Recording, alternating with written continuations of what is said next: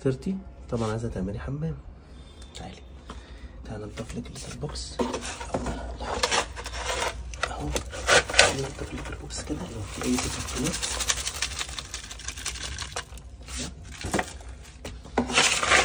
ايوه كده. التكتل طبعا من حمام اللي هما بيعملوه لازم نوع الرمل يكون بيكتل. يعني ايه بيكتل؟ يعني الحته اللي بيعمل فيها الميه بتعمل تكتيل كده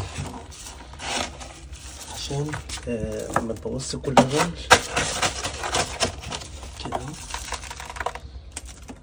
طبعا لو في بيت تاني بقى ولا حاجه بنشيله كده في الفريق ونزود رمل كمان.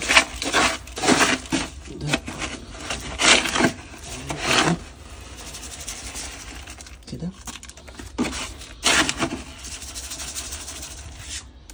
بس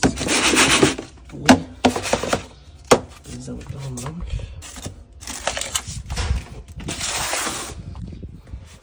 انا الرملة دي بتكتل ومعطرة